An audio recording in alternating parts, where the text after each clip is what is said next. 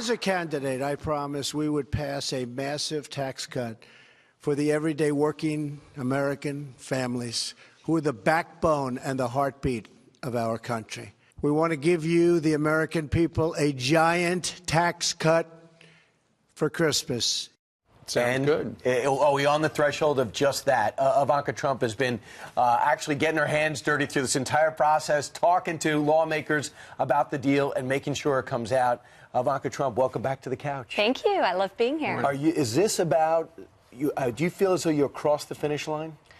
So in business, until it's done, it's not done, but we feel very, very confident. So the momentum is there. We're very excited. When the vote is done, we'll be done. But we're going to deliver historic tax reforms, and it's going to happen before Christmas. It's going to be the fulfillment of an enormous campaign promise, and something that's just tremendously important for the American people. So we feel it.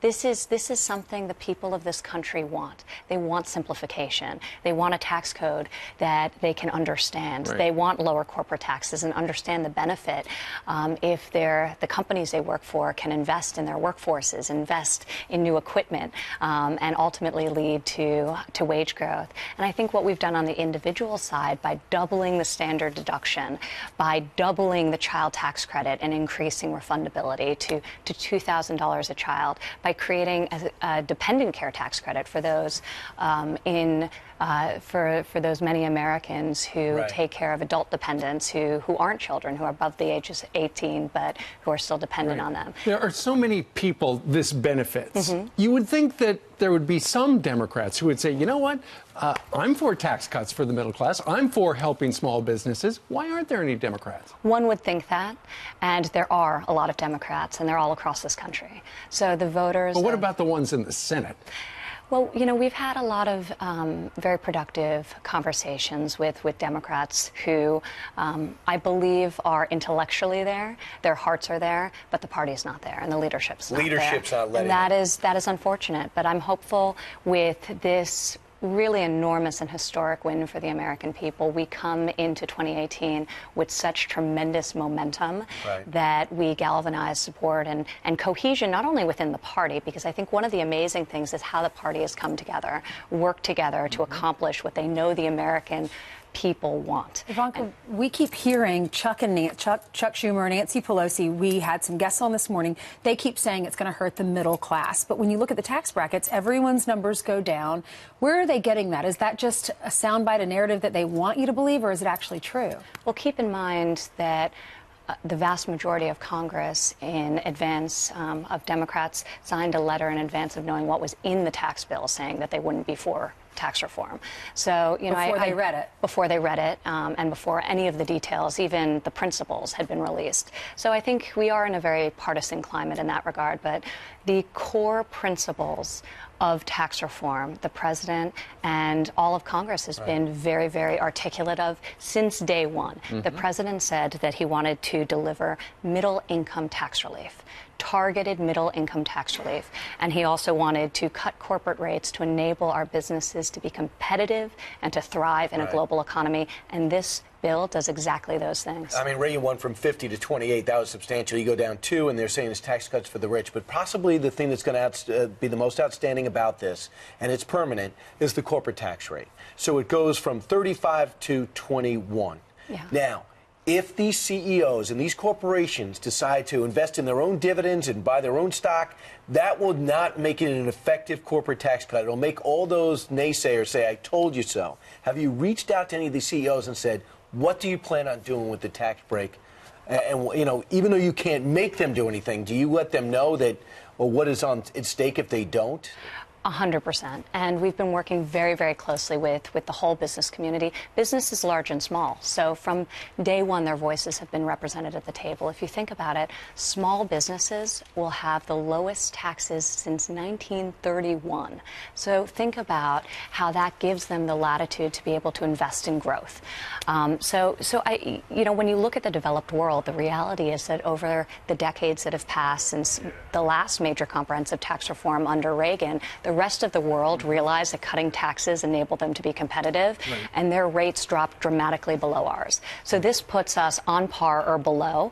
It's going to enable us to be competitive, and then it's going to enable these big companies and small companies to grow. Sure. And when you grow, you create jobs, you create wage growth, and we're seeing that. And that combined with the administration's aggressive deregulatory actions is really fueling tremendous The growth. 1-2 punch. Yeah. You just mentioned President Reagan. He had a principle, peace through strength.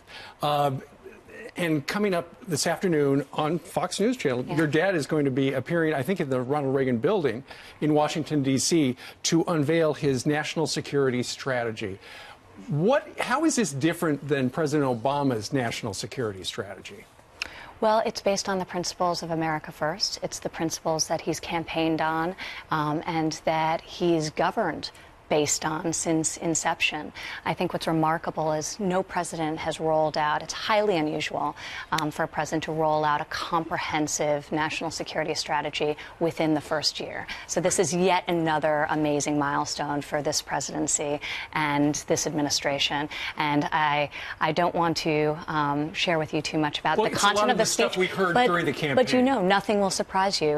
He's been unbelievably consistent, and we're starting to see it really bear fruit in the war against ISIS and extremism around the globe, and in terms of our strength and our foundational relationship with those that we are competing with from an economic perspective, if not a security perspective. So you'll hear him articulate that, but it's been an unbelievable, really robust interagency strategy, and it's going to be articulated by the president, which is also unusual. Yeah. Normally, the president himself does not share the principles of the national security strategy, but this is so important to him and so significant and so consistent with the views he's long held and which the American people voted on, that he wanted to share it with the American people himself. And it'll be on Fox. I know you're going to hit the road today. You're going to Connecticut with the CEO, female CEO of IBM. What are y'all doing? Well, Ginny's been amazing, and she's been so engaged with the administration for a long period of time, and she shares my deep passion for workforce development and the expansion of apprenticeships. So back in June, the president did an executive order to expand apprenticeships in America so that students would have the opportunity to learn while they earn.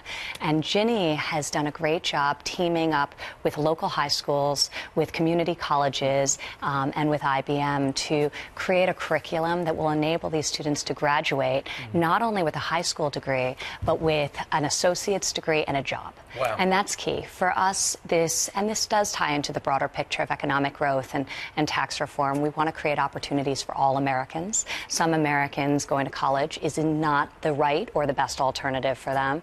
So ensuring that we have growth in this country and that we align the skills being taught in the classroom with the jobs that are available in the market and in the modern economy. And they've done some great work on this front. Getting a job. Yeah, it's a huge focus of ours. And get rid of the stigma of people not working. We're working with your hands as a much needed skill in this country. Mike Rowe, John Ratzenberger talked about it. Real quick, before we go, we have 6 million unfilled jobs, in large part due to the skills gap that exists, that people aren't used to creating things or building things anymore. And we really want to change that. So we're investing deeply in vocational education, technical education, and apprenticeship. We need welders. We need plumbers. We do. Roofers. And especially as we move into 2018 and focus on infrastructure and rebuilding our roads and our bridges and all of the great assets of this country. So as part of that, we're also going to be investing deeply in our workforce, which is the best in the world. I know you have to run, but there's you had assignment.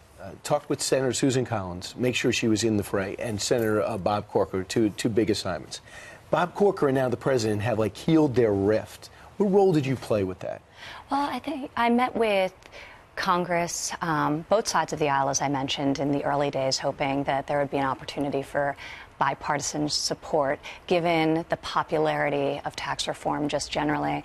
But I was very involved in the process of meeting with legislators generally, talking to them, hearing their concerns, addressing those concerns, traveling to their states to show that not only did we believe in this intellectually, but we weren't afraid to go before their constituents and say, this is good. This is good for your state, and this is good for the country. So I spent a lot of time on the Capitol, on the Hill. I'm talking with, I have great respect for Senator Collins, great respect for Senator Corker. I'm so glad that he came around and gave his vote. And he cited, actually, as part of his decision, not only that tax reform is critical and important to the country, but when coupled with deregulation, right, that would create the type of growth that we need as a country, not to incur a larger deficit. Well, that's what they all ran on, so it's good. They're going to get a chance to vote in a couple of days. It looks like it's going to pass. Ivanka? Oh, yes. Thank you very much. Thank you. Happy Hanukkah. Thank you.